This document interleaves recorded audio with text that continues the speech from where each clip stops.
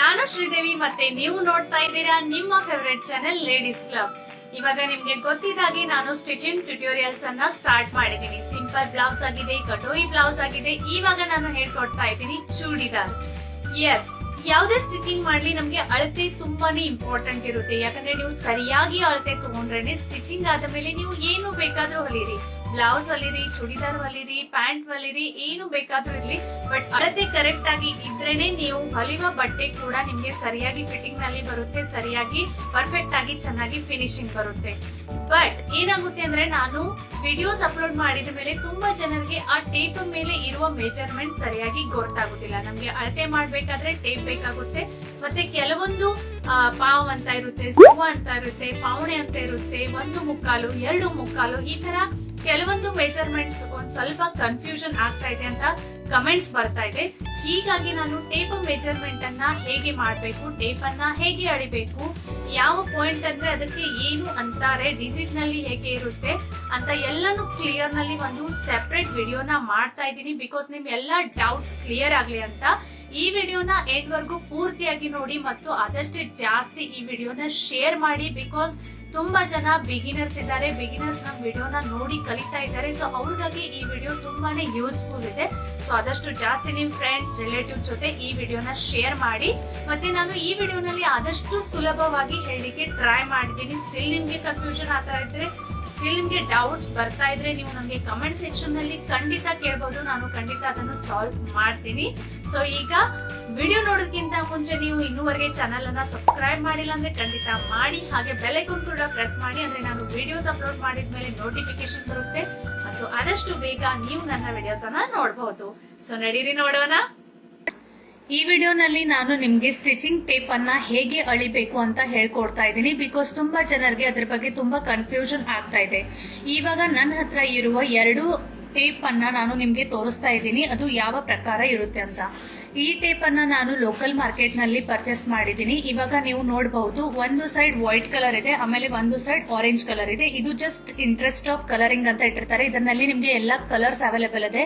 Colours ಮತ್ತೆ tape measurement ಅಳಿಯೋದು ಅದ್ರದ್ದು ಯಾವುದೇ ಕನೆಕ್ಷನ್ ಇಲ್ಲ. ಸೊ ನೋಡಿ, ಈ ವೈಟ್ ಅದೆಲ್ಲ ಈ ಸೈಡ್ ಇಂಚ್ ಮೇಲೆ ಇದೆ, ಅಂದ್ರೆ ಇದು 1 ಇಂಚ್, 2 ಇಂಚ್, 3 ಇಂಚ್ ಈ ತರ ಇದೆ. ಮತ್ತೆ ಆರೆಂಜ್ ಸೈಡ್ ಅವರು ಕೊಟ್ಟಿದ್ದಾರೆ ಆ ಡಿಜಿಟ್ಸ್ ಸೆಂಟಿಮೀಟರ್ ಮತ್ತು ಇಂಚ್ 2 ಇದೆ. ಮೇಲಗಡೆ ಇದೆ ಅದು ಇಂಚ್ ನಲ್ಲಿ ಇದೆ, ಆಮೇಲೆ ಕೆಳಗಡೆ ಇದೆ ಅದು ಸೆಂಟಿಮೀಟರ್ ನಲ್ಲಿ ಇದೆ.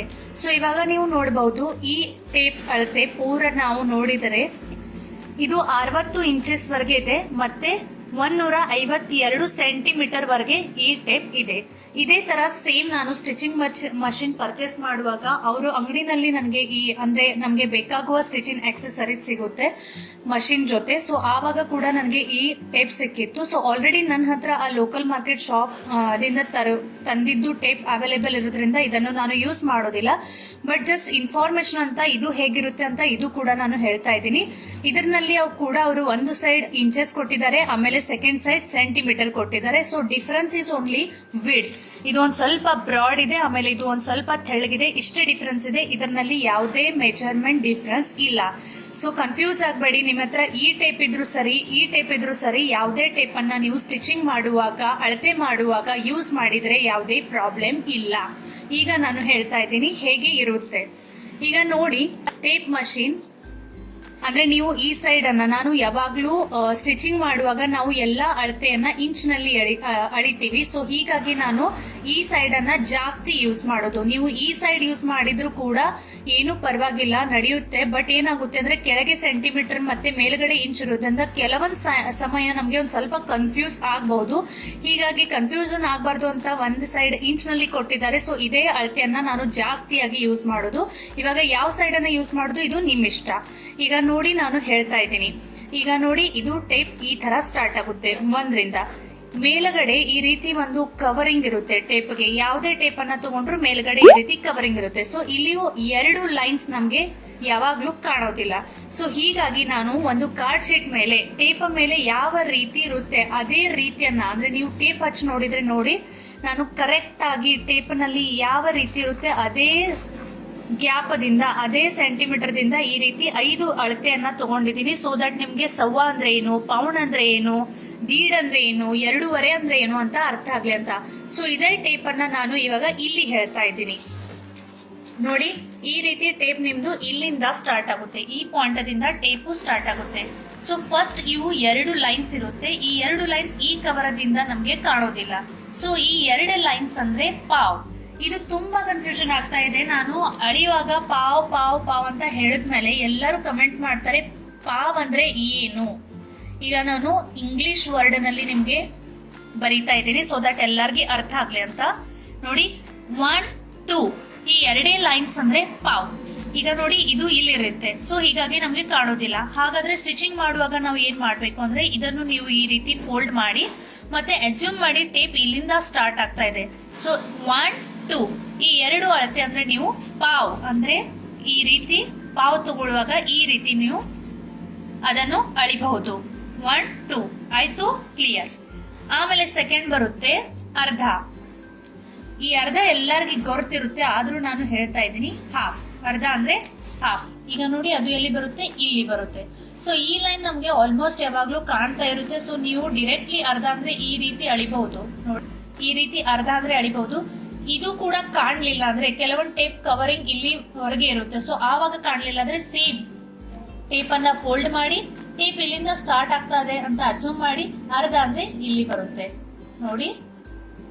1 2 ಪಾವ್. ಆಮೇಲೆ ಈ 1 ಲೈನ್ ಬಿಟ್ಟು ಸೆಕೆಂಡ್ ಲೈನ್ ಅಂದ್ರೆ ಅರ್ಧ. ಸೊ ಈ ಸ್ಟಾರ್ಟ್ ಆಗಿ ಇಲ್ಲಿವರೆಗೆ ಅರ್ಧ ಅಂತ ಬರುತ್ತೆ. ಓಕೆ.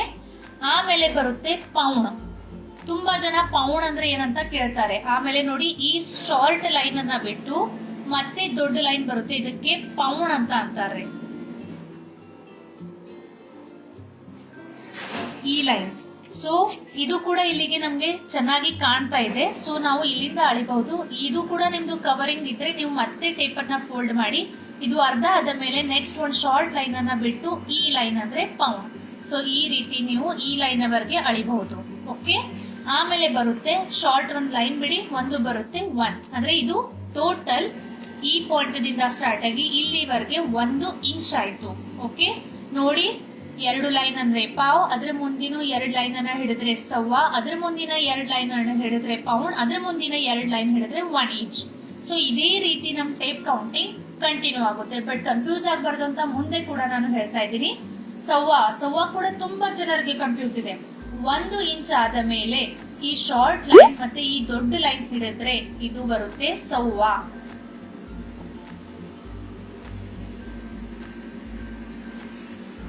ನೋಡಿ 1 ಇಂಚ್ ಆದ ಮೇಲೆ ಈ ಶಾರ್ಟ್ ಲೈನ್ ಮತ್ತೆ ಈ ದೊಡ್ಡ ಲೈನ್ ಹಿಡಿದ್ರೆ ಸವ್ವಾ. ಆಮೇಲೆ ಬರುತ್ತೆ 1.5 ಇಂಚ್. ಇದು ನೋಡಿ 2 ಲೈನ್ಸ್ ಹಿಡಿದ್ ಸವ್ವಾ ಆದ ಮೇಲೆ ಅದ್ರ ಮುಂದಿನ 2 ಲೈನ್ಸ್ ಹಿಡಿದ್ರೆ 1.5 ಇಂಚ್ ಆಗುತ್ತೆ. ಅದನ್ನು ನೋಡಿ ನೀವು ಟೇಪ್ ಇಟ್ರೆ ಯಾವ ರೀತಿ ಕಾಣುತ್ತೆ. ಇದು ನೋಡಿ ಇದು ಆಯ್ತು ಸವ್ವಾ. 1 ಆದ ಮೇಲೆ 2 ಲೈನ್ಸ್, ಆಮೇಲೆ 2 ಲೈನ್ಸ್ ಹಿಡಿದ್ರೆ ಇದು 1.5 ಇಂಚ್ ಆಯ್ತು. ಆಮೇಲೆ 2 ಲೈನ್ಸ್ ಅನ್ನ ಹಿಡಿದ್ರೆ 1.25 ಆಯ್ತು. ಇವಾಗ ಇಲ್ಲಿ ಓನ್ಲಿ 1 ಇಂಚ್ ಅನ್ನ ನಾವು ಅಳಿತಾ ಇದ್ವಿ, ಹೀಗಾಗಿ ಪೌಂಡ್ ಅಂತ ಅಂತೀವಿ. ಆಮೇಲೆ ಈಗ ಈ ಲೈನ್ ಅನ್ನ ಹಿಡಿದ ಮೇಲೆ ಮುಂದಗಡೆ 2 ಇಂಚ್ ಕಂಪ್ಲೀಟ್ ಆಗ್ತಾ ಇದೆ. 2 ಇಂಚ್ಗೆ ಕಂಪ್ಲೀಟ್ ಆಗ್ಬೇಕಾದ್ರೆ ಓನ್ಲಿ 0.25% ಕಡಿಮೆ ಇದೆ, ಹೀಗಾಗಿ ಇದು 1.25 ಅಂತ ಬರುತ್ತೆ.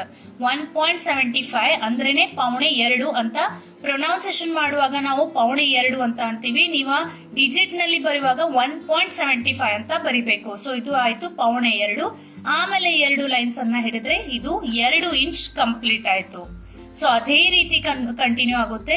ಮತ್ತೆ 2 ಲೈನ್ಸ್ ಅನ್ನ ಹಿಡಿದ್ರೆ ಸವ್ವಾ 2 ಆಯ್ತು. ಅಂದ್ರೆ ಈ 2 ಮೇಲೆ 2 ಪಾಯಿಂಟ್ಸ್ ಅಂದ್ರೆ 2.25 ಅಂದ್ರೆ ಸವ್ವಾ 2. ಆಮೇಲೆ 2 ಲೈನ್ಸ್ ಅನ್ನ ಹಿಡಿದ್ರೆ 2.5 ಇಂಚ್ ಆಯ್ತು. ಆಮೇಲೆ 2 ಇಂಚ್ ಹಿಡಿದ್ರೆ 2.75 ಡಿಜಿಟ್ ನಲ್ಲಿ, ಆದ್ರೆ ಪ್ರೊನೌನ್ಸಿಯೇಷನ್ ಮಾಡುವಾಗ 1.25 ಅಂತ ಆಗುತ್ತೆ. ಆಮೇಲೆ 2 ಹಿಡಿದ್ರೆ 3 ಇಂಚ್ ಕಂಪ್ಲೀಟ್ ಆಗುತ್ತೆ. ಸೇಮ್ ಅದೇ ರೀತಿ ಮತ್ತೆ 2 ಲೈನ್ಸ್ ಅನ್ನ ಹಿಡಿದ್ರೆ 3.25 ಅಂದ್ರೆ ಸವ್ವಾ 3.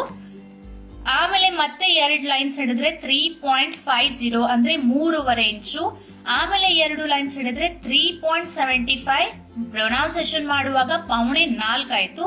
ಆಮೇಲೆ 2 ಇಂಚ್ ಹಿಡಿದ್ರೆ 4 ಇಂಚ್ ಕಂಪ್ಲೀಟ್ ಆಯ್ತು. ಆಮೇಲೆ ಮತ್ತೆ 2 ಲೈನ್ಸ್ ಅನ್ನ ಹಿಡಿದ್ರೆ 4.25 ಅಂದ್ರೆ ಸವ್ವಾ 4 ಆಯ್ತು. 2 ಮತ್ತೆ ಹಿಡಿದ್ರೆ 4.50 ಅಂದ್ರೆ 4.5 ಇಂಚ್ ಆಯ್ತು. ಮತ್ತೆ 2 ಲೈನ್ಸ್ ಅನ್ನ ಹಿಡಿದ್ರೆ 4.75 ಡಿಜಿಟ್ ನಲ್ಲಿ, ಆದ್ರೆ ಪ್ರೊನೌನ್ಸಿಯೇಷನ್ ನಲ್ಲಿ 4.5 ಅಂತ ಆಗುತ್ತೆ. ನೀವ ಶುದ್ಧ ಕನ್ನಡದಲ್ಲಿ 6.75, 4.75, 5.75 ಈ ರೀತಿ ಕೂಡ ಅಂತಾರೆ. ಬಟ್ ನಾವು ಸ್ಟಿಚಿಂಗ್ ನಲ್ಲಿ ಯಾವಾಗ್ಲೂ ಪೌಂಡ್, ಪಾವ್ ಅಥವಾ ಈ ತರ ವರ್ಡ್ಸ್ ಅನ್ನ ಯೂಸ್ ಮಾಡ್ತೀವಿ. ನಿಮಗೆ ಶುದ್ಧ ಕನ್ನಡ ಬೇಕಾದ್ರೆ ನೀವು 6.75 ಅಂದ್ರೆ 4.5, 3.75 ಅಂದ್ರೆ 4.25, 2.75 ಅಂದ್ರೆ 4.3. ಸೊ 2 ವರ್ಡ್ಸ್ ಅನ್ನ ನಿಮ್ಗೆ ಹೇಳ್ತಾ ಇದ್ದೀನಿ. ನಿಮ್ಗೆ ಯಾವ್ದು ಈಸಿ ಅನ್ಸುತ್ತೆ, ಇಲ್ಲ ನೀವು ದಿನಾಲು ಸ್ಪೋಕನ್ ಲ್ಯಾಂಗ್ವೇಜ್ ನಲ್ಲಿ ಯಾವ ವರ್ಡ್ ಅನ್ನ ಯೂಸ್ ಮಾಡ್ತೀರಿ ಆ ವರ್ಡ್ ಅನ್ನ ನೀವು ಯೂಸ್ ಮಾಡಿ.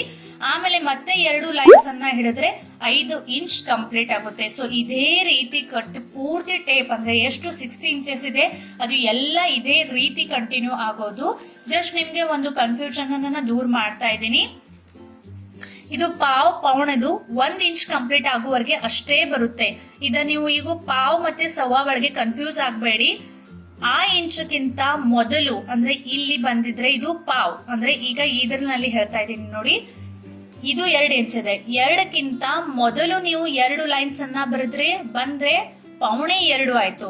2 ಇಂಚ್ ಆದ ಮೇಲೆ 2 ಲೈನ್ಸ್ ಹೋದ್ರೆ ಅದು 2.25 ಆಯ್ತು. ಕನ್ಫ್ಯೂಷನ್ ಆಗ್ಬೇಡಿ, ಒಮ್ಮೆ ತಿಳ್ಕೊಂಬಿಡಿ. ಇದು ಪಾವ್, ಇದು ಹಾಫ್, ಇದು ಪೌಂಡ್. ಸೊ ಇದು ಯಾವಾಗ್ಲೂ ಸೇಮ್ ವರ್ಡಿಂಗ್ ಇರುತ್ತೆ.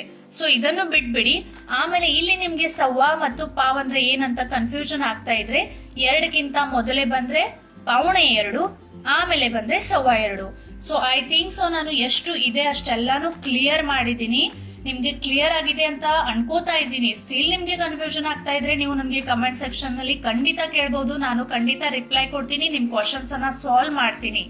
ಸೊ ಈ ವಿಡಿಯೋ ನಿಮ್ಗೆ ಹೇಗೆ ಅನಿಸ್ತು ಅಂತ ನನಗೆ ಕಮೆಂಟ್ ಸೆಕ್ಷನ್ ನಲ್ಲಿ ಖಂಡಿತ ಹೇಳಿ. ಮತ್ತೆ ಆದಷ್ಟು ಜಾಸ್ತಿ ಈ ವಿಡಿಯೋನ ಲೈಕ್ ಮತ್ತು ಶೇರ್ ಮಾಡಿ. ಬಿಕಾಸ್ ತುಂಬಾ ಕಮೆಂಟ್ಸ್ ಬರ್ತಾ ಇದೆ, ಮೇಡಮ್ ಪಾವ್ ಅಂದ್ರೆ ಏನು, ಮೇಡಮ್ ಸವ್ವಾ ಅಂದ್ರೆ ಏನು, ಮೇಡಮ್ ಹೇಗೆ ತಗೋಬೇಕು. ಯಾಕಂದ್ರೆ ನಿಮ್ಗೆ ಟೇಪ್ ನಲ್ಲಿ ಕರೆಕ್ಟ್ ಆಗಿ ಅಳತೆ ಗೊತ್ತಾದ್ರೇನೆ ನೀವು ಸ್ಟಿಚಿಂಗ್ ಕರೆಕ್ಟ್ ಆಗಿ ಮಾಡಬಹುದು. ನಿಮ್ಗೆ ಅಳತೆ ಗೊತ್ತಿದೆ ಬಟ್ ಎಕ್ಸಾಕ್ಟ್ಲಿ ಅದು ಟೇಪ್ ಮೇಲೆ ಎಲ್ಲೇ ಬರುತ್ತೆ ಆ ಡಿಜಿಟ್ ಗೊತ್ತಿರ್ಲಿಲ್ಲ ಅಂದ್ರೆ ಅದು ಏನು ಯೂಸ್ ಇಲ್ಲ. ಸೊ ಪ್ಲೀಸ್ ಇದು ವಿಡಿಯೋನ ಜಾಸ್ತಿ ಆಗಿ ಶೇರ್ ಮಾಡಿ.